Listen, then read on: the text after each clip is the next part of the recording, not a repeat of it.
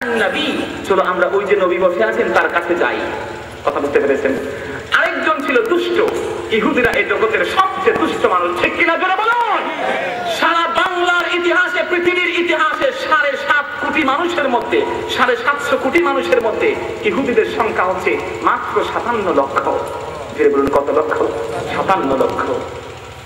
কিন্তু ব্যাং, ইঁদুর আর তেলাপোকা 2-4টা হলেই কিন্তু পৃথিবীকে অশান্তিতে পরিণত করতে পারে, ঠিক কিনা জোরে বলুন? আমরা আজকে এত মানুষ বসে আছি, এ জায়গায় যদি কিছু 2-1টা বড় ব্যাং ছেড়ে দেই, মাহফিল ঠিক থাকবে? জোরে বলুন। ব্যাং আর কি লাভ হবে? আপনারা তো তার চেয়ে বেশি লাভ হবে, ঠিক কিনা? অতএব একটি শান্ত পরিবেশকে অশান্ত করার জন্য 2-4টা ব্যাং যথেষ্ট। আজকে পৃথিবীর ইতিহাসে মুসলমানরা সেই আজিম নামক চরিত্রের অধিকারী বিশ্বনবীর আদর্শকে, জীবনীকে তাদের জীবনে বাস্তবায়ন করছিল, সেই মুসলমানদের ইতিহাসকে কলঙ্কিত করার জন্য 57 লক্ষ ইহুদি যথেষ্ট হয়ে গেছে। বলুন নাউযুবিল্লাহ। আজকে আমাদের উপরে সন্ত্রাস রাখতে কোন একজন মুসলমান ক্ষেপণাস্ত্র কিন্তু আবিষ্কার করে নাই। কোন একটি অ্যাটম বোম মুসলমান আবিষ্কার করেছেন, তার ইতিহাস খুঁজে পাওয়া যাবে? বলছেন কালেও না। ইসলাম শান্তির ধর্ম। সেই 57 কোটি বেশি যন্ত্রণা দিয়েছে। সময় কম। মুসা আলাইহিস সালামের সম্পর্কে তারা তুহমত দিয়েছে, বাজে রোগের আখ্যা দিয়েছে। তারা এমন বেইজ্জত ছিল, নির্লজ্জ ছিল, গোসল করত উলঙ্গ হয়ে। কথা বুঝতে পেরেছেন? ইহুদিরা গোসল করত নদীর পাশে দিয়ে উলঙ্গ হয়ে। মুসা নবী এটা পরহেজ করতেন, অনেক দূরে যে একা একা তিনি গোসল করতেন। হাদিস সুস্পষ্ট, বুখারীর হাদিস এসেছে, তারা মুসা নবীর উপরে তুহমত দিল যে তিনার একটি রোগ আছে, আদিমুল খুসিয়াতাইন, যাকে বলে আরবি ভাষায়। বাংলা বলতে আমি খুব কষ্ট লাগছে। যে কোনো একটা রোগের তুহমত দিল যে তার একটি সমস্যা আছে তার যৌনাঙ্গে। কথা বুঝতে পেরেছেন? সেজন্য তিনি আগমন করছেন না আমাদের সামনে, প্রস্রাব আমাদের সামনে, গোসল করেন না। জুড়ে বলুন না নাউযুবিল্লাহ। নিজের নবী সম্পর্কে তারা এই ধরনের তুহমত দিতে পারে, সেই ইহুদি। মুসা নবী একবার দূর দূরান্তে গোসল করছেন, কাপড় রেখেছিলেন পাথরের উপরে। পাথর আল্লাহর অনুমতি নিয়ে দৌড় শুরু করলো। বলুন না সুবহানাল্লাহ। মুসা নবী পিছনে ডাকেন, সাউবিয়া হাজার, ওহে পাথর আমার কাপড় দিয়ে যাও, আমার পরনে তো কাপড় নাই, কাপড় দাও, কাপড় দাও। পাথর তো ছুটছে আল্লাহর আদেশে। জুড়ে বলুন সুবহানাল্লাহ। ছুটতে ছুটতে ইহুদিদের সামন দিয়ে পাথরও পার হয়ে গেল, মুসা নবীও পার হয়ে গেলেন। তারা দেখলো সর্বনাশ, যে দোষ দিচ্ছি সেই দোষে তো মুসা দোষী না। জুড়ে বলুন সুবহানাল্লাহ। আল্লাহ তাআলা এই বিষয়টি পরিষ্কার করার জন্য এই ঘটনা ঘটালেন। সেই ইহুদিরা যখন আমার রাসূলের কাছে আসলো, আসার পরে দুজনের মধ্যে একজন বলল, তাকে কেন নবী বলছো? লা তাকুল নাবিয়্যা। একজন বলেছিল চলো ওই নবীর কাছে যাই, আরেকজন বলল তাকে নবী বলো কেন? ইন কুলতা লাহু নাবিয়্যা, যদি তুমি তাকে নবী বলো তাহলে ফাকানাত লাহু আরবাউ আয়ুন, তার তো 4টা চক্ষু হয়ে যাবে। বলুন নাউযুবিল্লাহ। আরবিতে 4 চক্ষু মানে অনেক খুশি হয়ে যাওয়া। সে বুঝাইতে চাইতেছে যে আমাদেরকে যদি আমরা নবী তাকে বলি তাহলে তো স্বীকারই করে ফেললাম, তোকে নবী বলবা না, নবী না বলে বলো ওই মানুষটার কাছে যাই। তা আসলাম রাসূলের কাছে। ইবনু আসাকির, আবু নুআইম হিলিয়াতুল আউলিয়ার মধ্যে এবং কানজুল উম্মানের মধ্যে হাদিসটি নকল করা আছে, তাবারানির মধ্যে এই হাদিসটিও আছে। বলা হচ্ছে আল্লাহ রাসূলের কাছে আসার পরে তারা বলল, ইয়া রাসূলুল্লাহ, হে মুহাম্মদ। রাসূলুল্লাহ স্বীকার করে নাই, আপনি আমাদেরকে এমন কোন নিদর্শন দেখান যে নিদর্শন দেখে আমরা মুসলমান হতে পারি। আল্লাহ রাসূল তাদেরকে ধিক্কার করলেন না, কষ্ট দিলেন না, বলে ঠিক আছে কি নিদর্শন দেখতে চাও? তারা বলল একটু আশ্চর্যজনক নিদর্শন দেখান। আল্লাহ রাসূল বলেন, 2টো গাছ আছে, তাদেরকে ডাক দাও যে তোমাদেরকে আখির জামানার নবী ডাকছেন। বলুন সুবহানাল্লাহ। তারা দৌড় দিয়ে গিয়ে গাছকে বলল, গাছ তোমাদেরকে বিশ্বনবী ডাক দিয়েছেন। আখির নবী বলে যিনি নিজেকে প্রমাণ করতে চান তিনি তোমাদেরকে ডেকেছেন, তোমরা কি আসবা নাকি?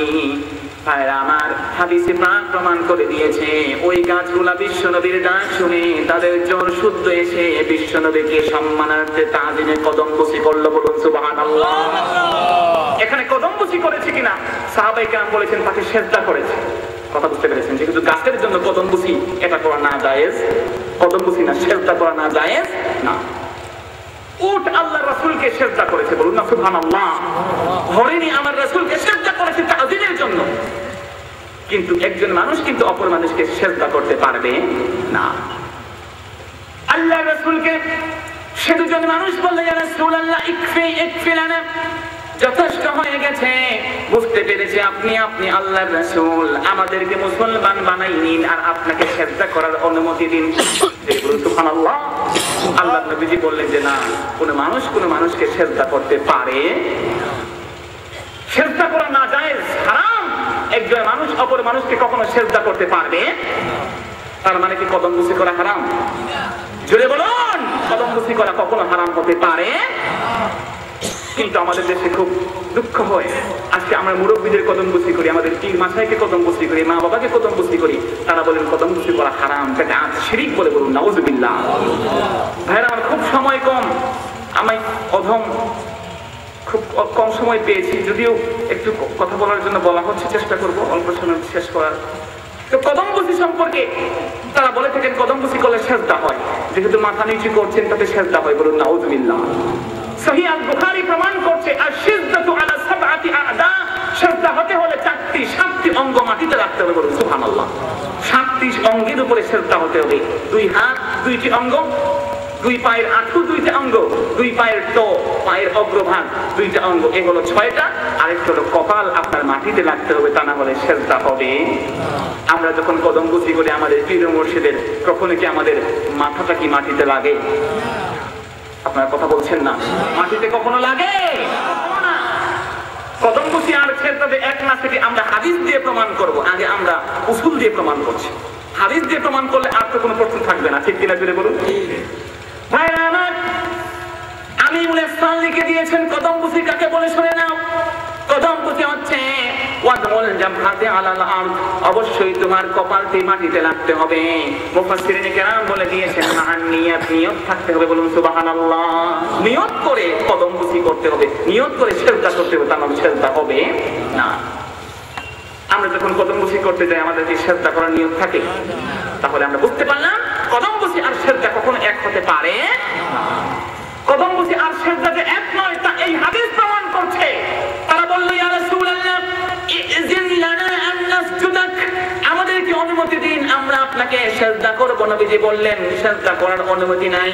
লাউ আমারতু আন ইয়াসজুদা আহাদুন লি আহাদিন লা আমারতুল মারআতা আন তাসজুদা লি যাওজিহা, যদি কোনো মানুষকে আমি অনুমতি দিতাম সিজদা করার জন্য, তাহলে প্রত্যেক স্ত্রীলোককে বলতাম তাদের স্বামীকে যেন তারা সিজদা করে। প্রত্যেক স্ত্রীলোককে বলতাম তুমি তোমার স্বামীকে সিজদা করো। যেহেতু আমি অনুমতি দিচ্ছি না, অতএব স্বামীকে স্ত্রীও তার সিজদা করতে পারবে না।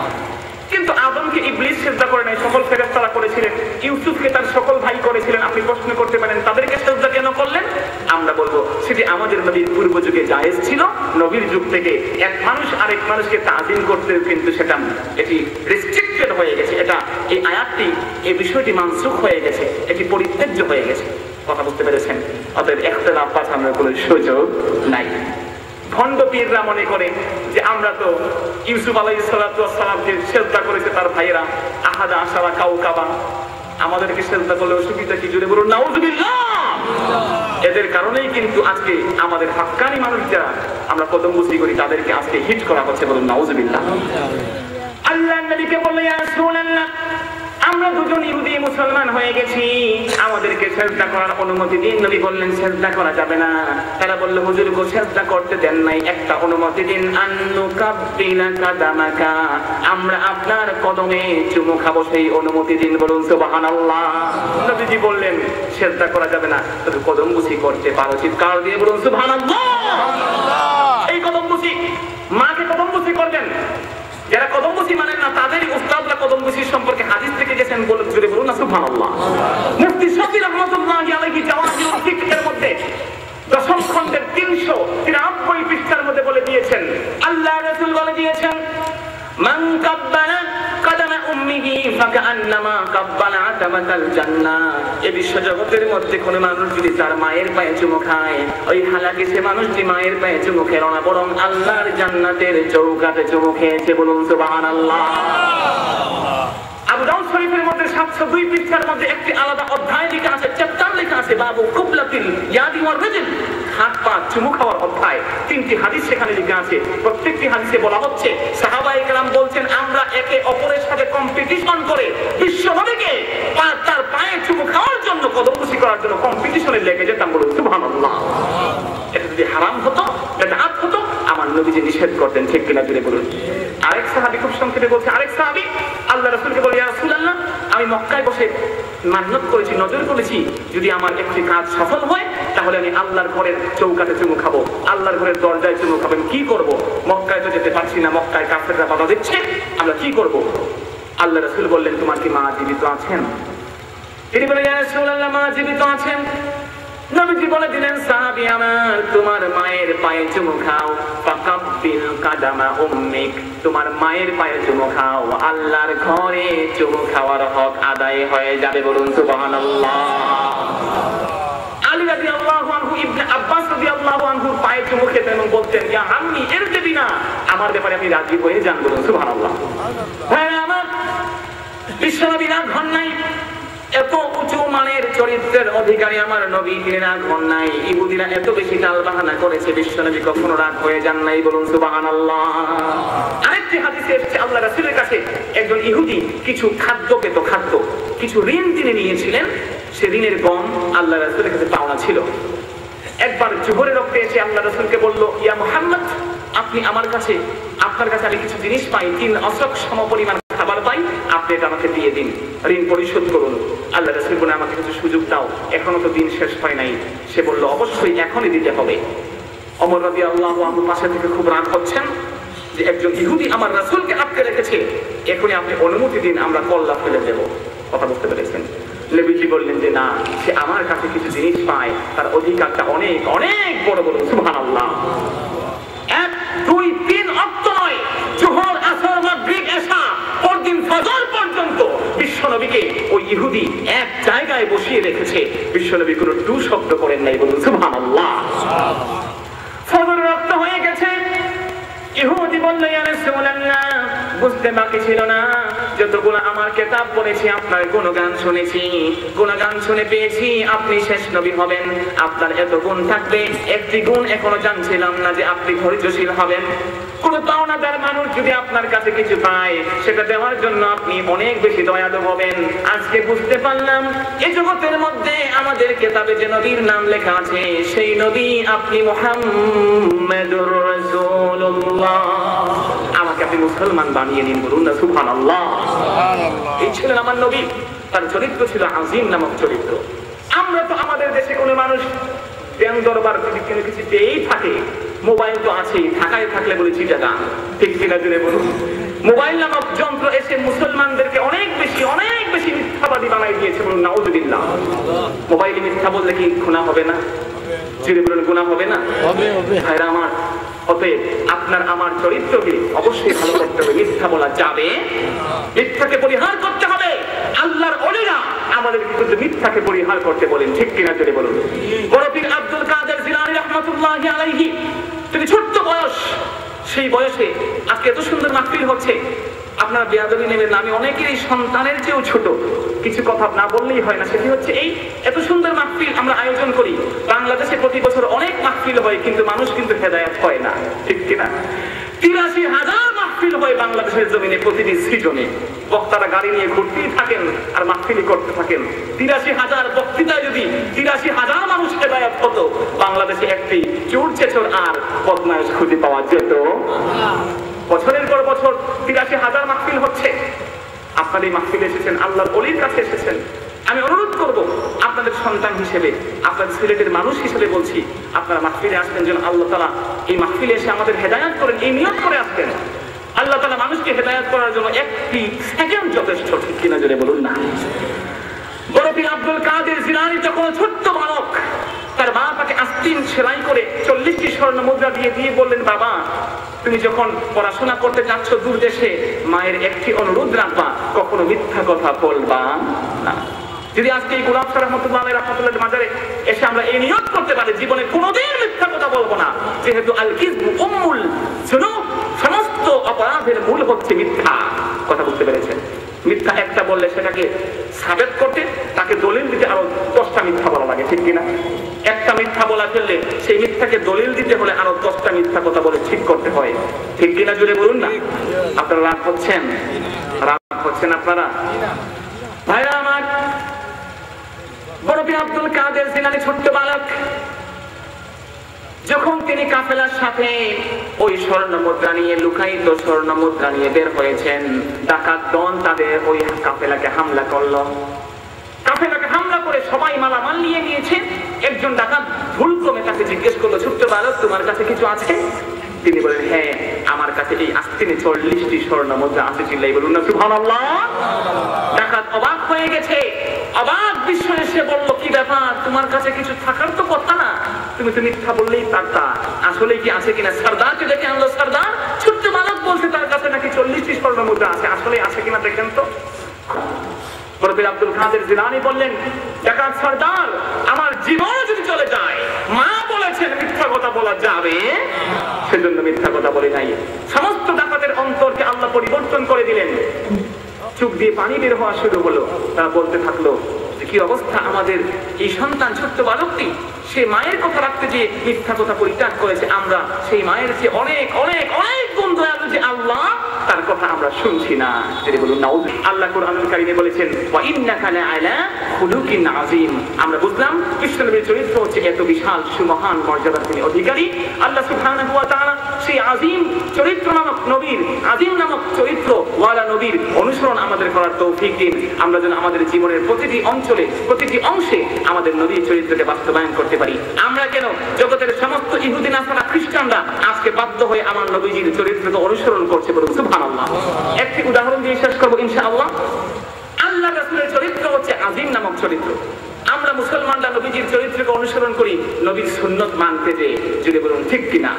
দুনিয়ার কি উপকার হলো আর না হলো সেটি আমাদের দৃশ্য কোনো বস্তু নয়। যেমন আল্লাহ রাসূল বলেছেন, আন-নিকাহু মিন সুন্নতি ফামান রাগিবা আন সুন্নতি ফালাইসা মিন্নি। নেকাহ বিবাহ এটি হচ্ছে আমি রাসূলের সুন্নতের মধ্যে একটি সুন্নত। যে ব্যক্তি নেকাহ বিবাহ করবে না, সে ব্যক্তি আমি রাসূলের উম্মত হতে পারবে না। তবে আল্লাহর পক্ষ থেকে এক্সেপশন কিন্তু সবসময় থাকেন। কিছু কিছু মানুষকে আল্লাহ নিজ হাতে তিনি তার দায়িত্ব নিয়ে নেন, বলুন সুবহানাল্লাহ। আপনি বলতে পারেন, নবীজি বলেছেন তিনি বিবাহ শাদী করেছেন, সবাই বিবাহ করতে হবে। শাহজালাল তো বিয়ে করেন নাই, তিনি কি গোমরা হয়ে গেছেন? চিৎকার দিয়ে বলুন নাউযুবিল্লাহ। আপনি বলবেন সবাই তো উত্তর দক্ষিণে মাথা রেখে শোয়, গোলাপ শাহ তো পশ্চিমে মাথা দিয়েছেন, তিনি কি এক্সেপশন কিনা? জোরে বলুন, চিৎকার দিয়ে বলুন সুবহানাল্লাহ। আল্লাহ তাআলার খাস কিছু বান্দা আছেন, তাদের কাছে কিন্তু আপনি তাদের হালটা বুঝতে পারবেন। শাহজালাল ইয়ামানি কেন বিয়ে করেন নাই সেটা আল্লাহই ভালো জানেন, ঠিক কিনা? জোরে বলুন। আল্লাহর ওলিদের সামনে কোনো কথা বলা যাবে না। আল্লাহ রাসূল বলেছেন বিবাহ শাদী করো, এটি ভালো জিনিস। আমরা মুসলমানরা বিয়ে শাদী করি কি জন্য? আমরা আল্লাহ রাসূলের সুন্নাত পালন করি, ঠিক কিনা? জোরে বলুন, সবাই হাত জাগিয়ে বলুন ঠিক কিনা। আমরা বিশ্ব নবীর যারা বিয়ে করেন নাই তারাও করবেন, অসুবিধা নাই। এটা আমরা কেন করি? বিশ্ব নবীর সুন্নাত পালন করতে। আজকে আমি বলেছিলাম ইহুদি নাসারা খ্রিস্টানরা আমার নবীর এই খুলুকে আযীমকে মানছে বাধ্য হয়ে। কি হয়ে? বাধ্য হয়ে, না পেরে মানছে। আল্লাহ রাসূল তাদের নবী ঈসা আলাইহিস সালাতু ওয়াস সালাম, তিনি তার 33 বছর বয়সে আল্লাহ তাকে উপরে উঠাই নিয়েছিলেন। যদি ইহুদিরা নাসারারা বলে যে আমাদের নবী ঈসাকে মেরে ফেলেছে, ইহুদিরা বলুন নাউযুবিল্লাহ। আল্লাহ বলেছেন ওয়ালাকিন শুববিহা লাহুম, বরং তাদের কাছে একটি বিষয় দিয়ে দেওয়া হয়েছিল, তারা কিন্তু আসলে ঈসা আলাইহিস সালাতু ওয়াস সালামকে মারতে পারে নাই। আল্লাহ উঠাই নিয়েছেন উপরে, আল্লাহ উপরে উঠে নিয়েছেন ঈসা আলাইহিস সালাতু ওয়াস সালামকে। আর তারা যেটাকে মেরেছে, ঈসা কিন্তু আসল ঈসা উপরে, আর তারা যেটা মেরেছে সেটা কিন্তু ঈসা না, সেটা হচ্ছে মিসা। কথা বুঝতে পেরেছেন? আসল ঈসা আল্লাহর কাছে, আর তারা যেটা মেরেছে সেটা কি? জোরে বলুন ঈসা। অতএব ঈসা আলাইহিস সালাতু ওয়াস সালাম তিনি তার ব্যক্তিগত জীবনে কিন্তু বিবাহ শাদী করেন। জোরে বলুন বিবাহ শাদী করেন। আজকের যারা নিজেদেরকে সবচেয়ে সভ্য এবং সবচেয়ে সামাজিক জীব হিসাবে নাসারারা বলছে,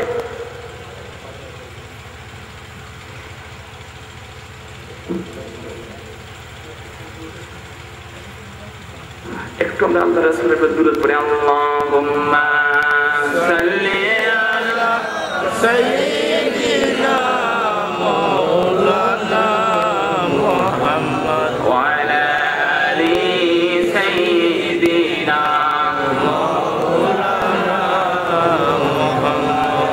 আল্লাহুম্মা সাল্লি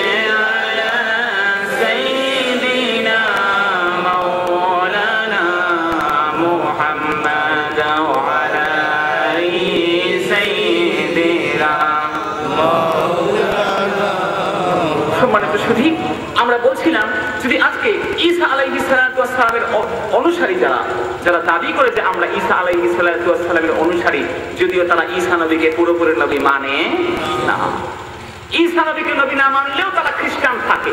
কথা বুঝতে পেরেছেন? যেহেতু তাদের ধর্ম কোনো ধর্মের মধ্যেই পড়ে না, তাসলিস বা ট্রিনিটিতে তারা বিশ্বাস করে, তৃত্ববাদে বিশ্বাস করে, বলুন নাউজুবিল্লাহ। তারা মনে করে ঈসা একজন রব, গড আরেকজন রব, মরিয়ম আরেকজন রব, বলুন নাউজুবিল্লাহ। তাসলিসে তৃত্ববাদে বিশ্বাস করে, ট্রিনিটিতে বিশ্বাস করে। কিন্তু আমরা মনে করি জগতের ইতিহাসে খ্রিস্টানরা যদি তাদের নবীর হুবহু অনুসরণ নাও করে তারপরও খ্রিস্টান হতে পারে। বৌদ্ধরা যদি হুবহু তাদের বৌদ্ধ গৌতম বুদ্ধকে অনুসরণ না করে তারপরেও বৌদ্ধ থাকতে পারে। কিন্তু একজন মুসলমান কেবলমাত্র শুধুমাত্র বিশ্ব নবীকে নয়, বরং কুরআনুল কারীমকে নয়, কুরআনুল কারীমের একটি বিন্দু কোরআনকে অস্বীকার করলে সে মুসলমান থাকতে পারে। এজন্য ধর্ম নিরপেক্ষতাবাদ, এই সেকুলারিজম কিন্তু ইসলামে চলবে না। বাংলার মুসলমান অবশ্যই অবশ্যই সচেতন, তারা কিন্তু এই ধর্ম নিরপেক্ষতাবাদী কাউকেই কিন্তু ছেড়ে দেবে। এদেশে কিন্তু ইসলাম বিরোধী কোন এজেন্ডা আল্লাহর রহমতে কেউ কখনো বাস্তবায়ন করতে পারবে না। ধর্ম নিরপেক্ষতা মানে the man who has no religion, এমন ব্যক্তি যার কোনো ধর্মই নেই, সে হচ্ছে ধর্ম নিরপেক্ষ। কথা বুঝতে পেরেছেন? আজকে যারা খুনসা আছে, খুনসা বুঝেন, হিজড়া যারা আছে, ও যদি মারা যায় তাকেও কিন্তু পক্ষ অবলম্বন করতে হয়, ঠিক কিনা? পুরুষ না মহিলা হয়ে মরলো, এটা নিয়ে ওলামায়ে কেরামদের মধ্যে ইখতিলাফ শুরু হয়ে যায়। সেও তো ধর্ম নিরপেক্ষ না, সেও তো নিরপেক্ষ না। কথা বুঝতে পেরেছেন? অতএব আল্লাহর ধর্মে মুহাম্মদ সাল্লাল্লাহু আলাইহি ওয়াসাল্লামের নিয়ে আসা কুরআনের একটি হরফকে যদি অস্বীকার করে সে মানুষ মুসলমান থাকতে পারবে না। ভাইরা আমার, বলছিলাম আমি ঈসা আলাইহিস সালামের অনুসারী যারা, তারা যদি তাদের নবীর হুবহু অনুসরণ করতে যায়, অবশ্যই ঈসা নবী বিয়ে করেন নাই, তাদেরকে বিবাহ নবী ছাড়তে হবে, ঠিক কিনা? যদি তারা মনে করে আমরা কেবল আমাদের নবী ঈসারে অনুসরণ করব, আর কোন নবী প্রয়োজন নাই, তাদেরকে নবী ঈসা নবী বিয়ে করেন নাই, তাদেরকে বিয়ে শাদী বাদ দিতে হবে। কথা বুঝতে পেরেছেন? তাহলে তারাও কিন্তু বাধ্য হয়ে বিবাহের বাদ দিলে তাদের প্রোডাকশন আসবে না, সন্তান উৎপাদন হবে না, তাদের কিন্তু খ্রিস্টান জগৎ বিরান ভূমিতে পরিণত হবে। তারাও বাধ্য হয়ে এই খুলুকে আযীম ওয়ালা নবীর অনুসরণ করছে, বলুন সুবহানাল্লাহ।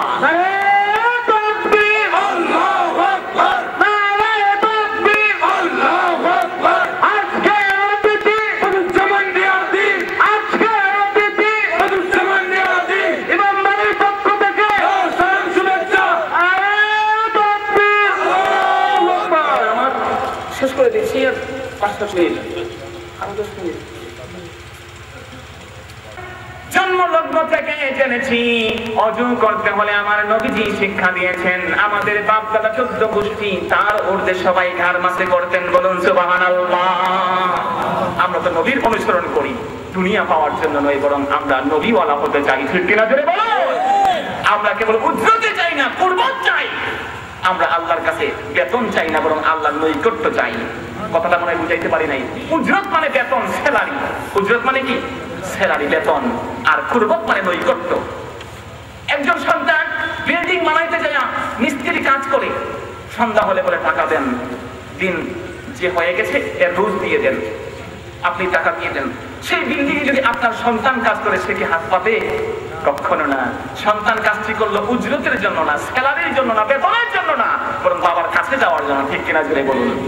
আমরা অবশ্য বিশাল জান্নাত অবশ্যই আল্লাহ আমাদেরকে দেবেন, এতে কোনো সন্দেহ নাই। এমন জান্নাত চাই না, এমন উজরত চাই না যেখানে আমার আল্লাহকে পাবো না, যেখানে আমার নবীজিকে পাবো না, ঠিক কিনা জুড়ে বলো? সেই জান্নাতের কোনো মূল্য নাই সেই জান্নাতে আমার নবী নাই। ভাইরা আমার, অতএব সেই নবীর চরিত্র খুলুকে আযীম, আল্লাহ বললেন ওয়া ইন্নাকা লাআলা খুলুকিন আযীম। সেই মহান নবীর আদর্শ আমরা যেন বাস্তবায়ন করতে পারি। ঈদ মিলাদুন নবী সাল্লাল্লাহু আলাইহি ওয়াসাল্লাম সম্পর্কে আপনারা সবাই খেয়াল রাখবেন। ঈদ মিলাদুন নবী এটি সম্পূর্ণ জায়েজ মাহফিল, এবং ঈদ মিলাদুন নবীর সাথে সিরাতুন নবীকেও আপনারা মানবেন, শুনবেন, পালন করবেন। মনে রাখবেন, ঈদে মিলাদুন নবী পালন করি তার মানে সিরাতুন নবী ছুঁড়ে ফেলি, আমরা কিন্তু সেই দল। জোরে বলুন, আমরা সেই দল। মিলাদুন নবী মানে আল্লাহর রাসূলের জন্মের অক্টুর বেলাদা, জন্মের অক্ট সম্পর্কে জন্মের কিসসা আলোচনা করা, এটি হচ্ছে মিলাদুন নবী। মিলাদ মানে অক্টুল বেলাদা। 17টি মুফাসসির, 17 জন অভিধান যেটা বলে দিয়েছেন, মিলাদ মানে হচ্ছে ওয়াক্তুল বেলাদা, আর সিরাত মানে জীবনী। আমরা ঈদে মিলাদুন নবী পালন করব, সিরাতুন নবী পালন করব, ঠিক কিনা? যদি অতএব আমরা একদল বলে ঈদে মিলাদুন নবী পালন করো, সিরাতুন নবী ছুঁড়ে মারো, বলুন নাউজুবিল্লাহ। কি ছাল্লা আর কি ধল্লা। আরেক দল বলে কুলাঙ্গার শয়তান, তারা বলে সিরাতুন নবী পালন করো, মিলাদুন নবী লাথি মারো, বলুন নাউজুবিল্লাহ। ঈমান থাকবে না, হঠাৎ করে বলে দিলাম ঈমান থাকবে। যেহেতু সিরাত যার, মিলাদ তার। পার্থক্য হচ্ছে যেটুকু, ঈদে মিলাদুন নবী এটা হচ্ছে স্মরণীয়, সিরাতুন নবী পালনীয়। সিরাত আল্লাহ রাসূলের জীবনী, আমাদের জীবনীতে আমরা প্রতিফলিত ঘটাবো, আর মিলাদুন নবী আসলে আমরা সেই মিলাদুন নবীর মাহফিলকে অবশ্যই আমরা পালন করবো, স্মরণ করবো, সুবহানাল্লাহ। আমাদের পীর মুরিদরা, আমাদের পীর মুর্শিদ এই শিক্ষাই দিয়েছেন। সালসিনাওয়ালারা, জৈনপুরিওয়ালারা, ফুরফুরাওয়ালারা আমাদের কিন্তু এই শিক্ষাই দেন, সিরাত মানবা, মিলাদ মানবা। সময় থাকলে এই বিষয়ে আরো আলোচনা করা যেত, যেহেতু সময় কম এবং আরো আলোচকবৃন্দ আছেন। ইনশাআল্লাহুল আজিজ, আল্লাহ তাআলা যে আলোচনা আমরা করলাম তার থেকে প্রত্যেকটি অক্ষরের নূর যেন আমাদের আল্লাহ অন্তরে দিয়ে দেন, বলুন আমিন। বিশ্বনবীর আলোচনা শুনলাম, বিশ্বনবীর চরিত্র যেন আমাদের নিজেদের জীবনে আমরা বাস্তবায়ন করতে পারি, বলুন আমিন। আল্লাহ তাআলা যেন এই ইমামবাড়ির মাহফিলকে আমাদের চরিত্রকে পরিশুদ্ধ করার জন্য, আমাদের জীবনের পরিবর্তনের জন্য, আমাদের আমূল পরিবর্তন, জীবনে যেন একজন সহি শুদ্ধ মানুষ হয়ে যেতে পারি, সেই তৌফিক দিন, বলুন আমিন। ওয়া আখিরু দাওয়ানা আলহামদুলিল্লাহি রাব্বিল আলামিন। আসসালামু আলাইকুম ওয়া রাহমাতুল্লাহি ওয়া বারাকাতুহু। মুহাম্মাদুর রাসূলুল্লাহ সাল্লাল্লাহু আলাইহি ওয়াসাল্লামের পবিত্র কদম মোবারকে পৌঁছে দিন। আয় আল্লাহ তাআলা, বাবা আদম আলাইহিস সালাম থেকে নিয়ে আজ পর্যন্ত যত মুমিন মুরজিগান কবরে চলে গেছেন, সকলের আরওয়াহে ঈমান নিয়ে যারা কবরে গেছেন, সকলের আরওয়াহের সওয়াবের হাদিয়া যখন পৌঁছে দিন। তামাম পৃথিবীর বুকে আপনার যত খাস ওলিরা ইসলামকে দায়ের এবং কায়েম করার জন্য চেষ্টা চরিত্র করেছেন, তাদের সকলের আরওয়াহের সওয়াবের হাদিয়া পৌঁছে দিন। শাহজালাল থেকে শুরু করে নিয়ে শাহপান, শাহ মুস্তাফা, আয় আল্লাহ তার করি, আয় আল্লাহ তাআলা গোলাপ রহমাতুল্লাহি আলাইহি সহ বাংলার জমির কওমি কেরাম শুনে আছেন, সকলের আরওয়াহের সওয়াবের হাদিয়া যখন পৌঁছে দিন।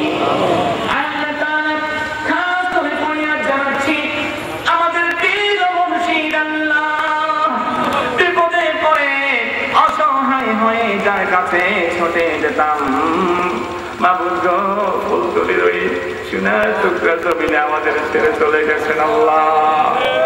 মাবুদ, আপনার অলির দরজাকে আপনার কাছে বুলন্দ করে দিন আল্লাহ। ঠিক অনুরূপ করে সালসিনার জমিনে, ফুরফুরার জমিনে, জৈনপুরের জমিনে আপনার জেনে গলিরা শুয়ে আছেন, সকলের আরওয়াহের সওয়াবের হাদিয়া যখন পৌঁছে দিন। আল্লাহ গো, যারা হাত উঠিয়েছে আমাদের অনেকের মা নাই, বাবা নাই, আল্লাহ আপনার নবী বলে দিয়েছেন, মায়ের জন্য দোয়া করার জন্য, বাবার জন্য দোয়া করার জন্য। আমাদের আকীদা, আমাদের মা বাবা তারা এই দোয়ার ফসল পাচ্ছেন গো আল্লাহ। দুনিয়ার জিন্দেগিতে মা আর বাবার খেদমত করতে পারি নাই আল্লাহ। আল্লাহ, আমাদের বাবা দরিদ্র ছিলেন আল্লাহ, আমাদের মা বাবা আমাদের মানুষ করতে সীমাহীন কষ্ট নির্যাতন ভোগ করেছেন আল্লাহ। আল্লাহ গো, আমাদের পক্ষ থেকে আপনার ওলির পাশে দাঁড়িয়ে বসে হাত উঠাইছি, আমাদের প্রত্যেকের মা বাবাকে আপনি মাফ করে দিন আল্লাহ। যেন হাত উঠাইলাম এমন একজন মানুষকে বাকি রাখবেন না, রব্বুল আলামিন আপনার হাবিব খুশি হয়ে যাবেন আল্লাহ। রব্বুল আলামিন, আল্লাহ আমাদের মা বাবাকে আপনি জাহান্নামের অঙ্গার বানাইয়েন না আল্লাহ। রব্বুল আলামিন, দুনিয়ায় অনেক খারাপ মানুষ খুঁজে পাওয়া যায়, একজন খারাপ মা আর বাবা তো দুনিয়াতে নাই গো আল্লাহ। আমাদের মা বাবাকে আপনি মাফ করে দিন রব্বুল আলামিন। খাস করে আমাদের জিন্দেগির তামাম গুনাহ খাতাকে মাফ করে দিন আল্লাহ। ইমাম পরের এই মাহফিলকে আমাদের জিন্দেগির পরিবর্তনের জন্য হাদি হিসেবে বানাই দিন আল্লাহ তাআলা। যে আলোচনা হলো, এই আলোচনা অনুযায়ী যেন আমরা নবীকে ভালোবাসতে পারি, নবী প্রেম নিজের মধ্যে অনুসরণ করতে পারি, সেই তৌফিক দিন রব্বুল আলামিন। আপনার মাহফিলকে আয়োজন করতে যারা টাকা দিয়েছেন আয় আল্লাহ অর্থ দিয়েছেন, সম্পদ দিয়েছেন, পরামর্শ দিয়েছেন রব্বুল আলামিন। যারা পরিশ্রম করেছেন, ছাত্ররা সকাল থেকে নিয়ে কষ্ট করছে, মুরব্বীরা আল্লাহ বিশ্রাম ছাড়া অবিশ্রান্ত ভাবে কষ্ট স্বীকার করে যাচ্ছেন, তাদের এই কষ্টকে তাদের নাজাতের জন্য ওসিলা বানাই দিন আল্লাহ। আল্লাহ মাহফিলের প্রধান আকর্ষণ যারা, রব্বুল আলামিন মাহফিলের প্রধান আকর্ষণ যারা আমার বন্ধুরা সামনে বসে আছে, তাদের প্রত্যেককে আল্লাহ আপনি ঈমানের নূর দান করুন রব্বুল আলামিন। খাস করে সোনিয়া যারা অসুস্থ, সুস্থ করে দিন। পরীক্ষার্থী ভাইয়েরা আছে রব্বুল আলামিন, পরীক্ষায় যতই চেষ্টা করি না কেন আপনার রহমত ছাড়া সম্ভব না আল্লাহ। পড়াশোনা করতে হবে জানি, কিন্তু আপনার রহমতের আকাঙ্ক্ষা বেশি করি আমরা আল্লাহ। আপনি আমাদের পরীক্ষার্থী ভাই যারা আছেন, এসএসসি পরীক্ষা, দাখিল পরীক্ষার্থীদেরকে সহায়তা করুন রব্বুল আলামিন। আপনার ওলির যারা অনুসারী আমরা আছি, আমাদেরকে আমাদের মাসলাকের উপরে মজবুত ভাবে যেন থাকতে পারে সেই তৌফিক দিন আয় আল্লাহ। আল্লাহর ওলি যারা আছেন তাদেরকে আল্লাহ, এখন যারা জীবিত আছেন তাদেরকে দীর্ঘ হায়াত দান করুন। মুরব্বীদের অসুস্থ সুস্থ করে দিন। বিপদে আপদে যারা আছেন তাদেরকে আপনি বিপদ থেকে মুক্ত করে দিন। বিফদলি সুবহান রাব্বিকা রাব্বিল ইজ্জাতি আম্মা ইয়াসিফুন ওয়া সালামুন আলাল মুরসালিন ওয়ালহামদুলিল্লাহি রাব্বিল আলামিন। ওয়াজআল আখিরা কালামিনা ইনদাল মাউতি লা ইলাহা ইল্লাল্লাহু মুহাম্মাদুর রাসূলুল্লাহ মুহাম্মাদান আবদুহু ওয়া রাসূলুহু আল্লাযী আরসালাহু বিল হাক্কি বাশীরান ওয়া নাযীরা ওয়া দাঈয়ান ইলাল্লাহি বিইذনিহি ওয়া সিরাজান ওয়া কামারান মুনীরা। فقد قال الله تعالى في كلامه المجيد وفرقانه الحميد: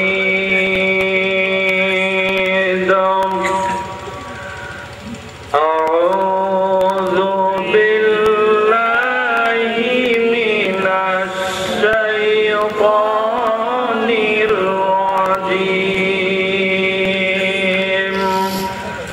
بسم الله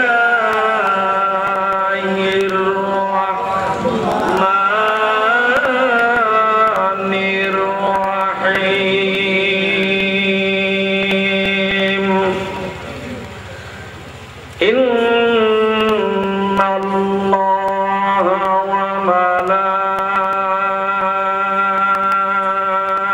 وملائكته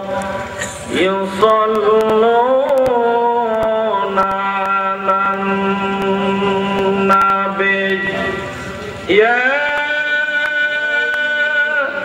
أيها الذين آمنوا صلوا عليه وسلموا تسليما.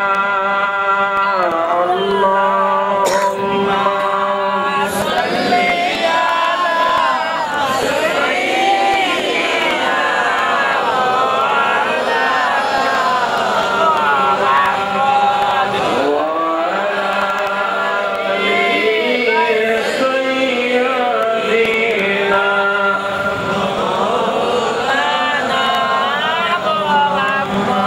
मोहब्बत करे उच्च आवाजे पढ़ो अल्लाहुम्मा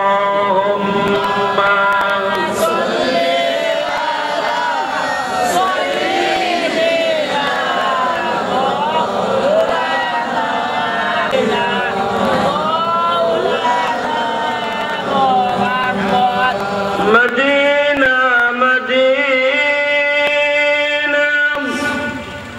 मोमिनों की गुनगुना है। मदीना मदीना आशिकों की तमन्ना है।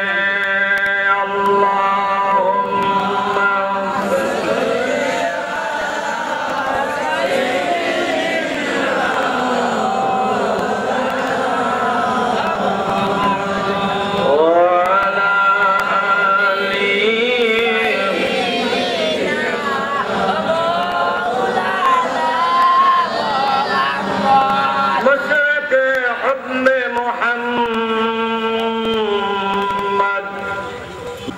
مطلع خورشید سپاس سینه سوجان ما اللهم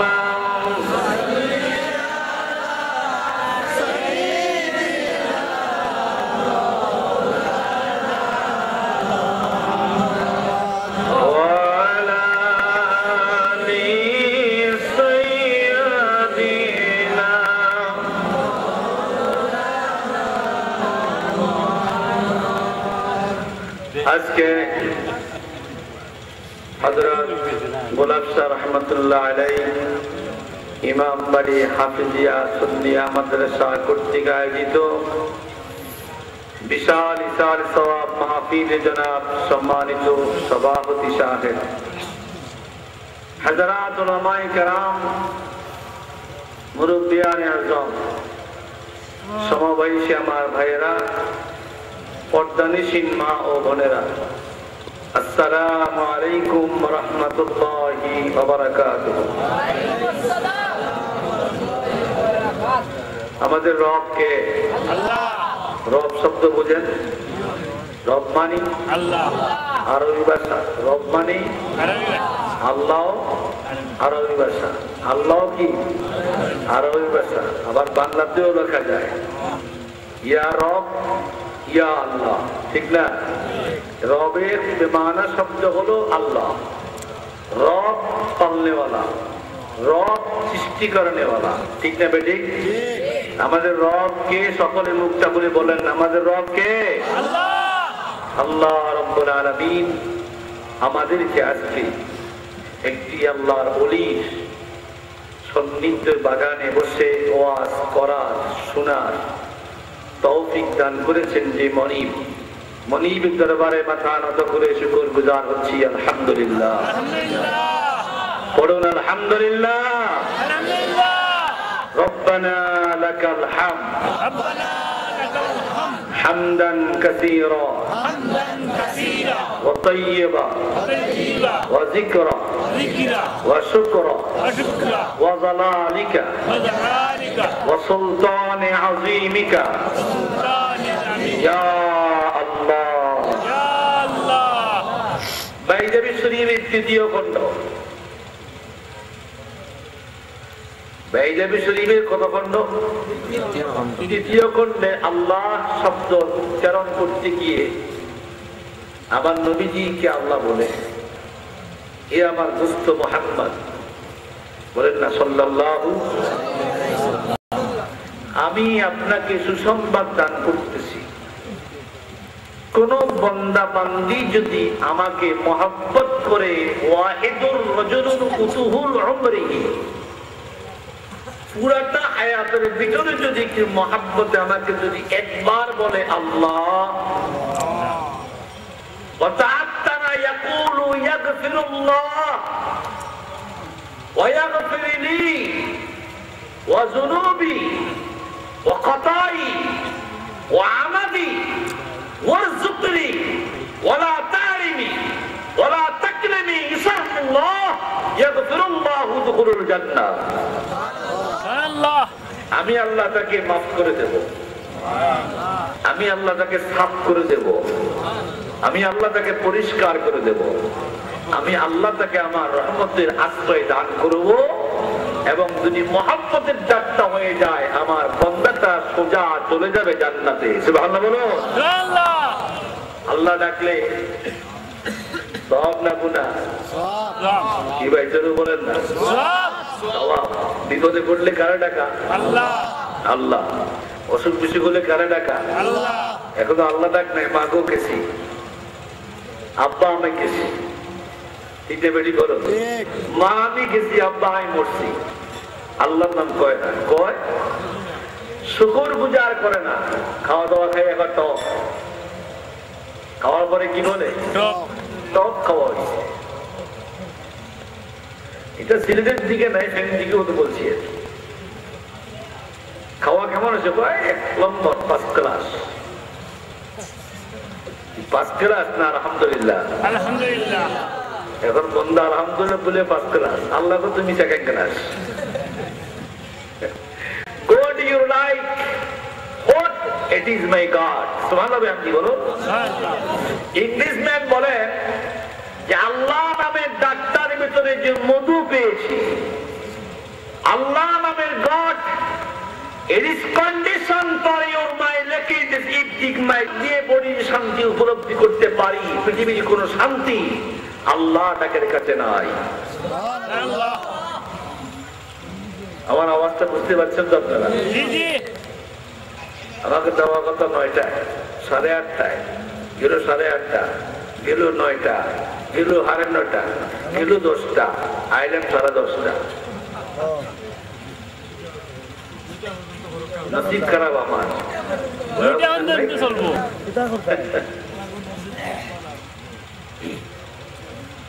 আল্লাহ কয়জন?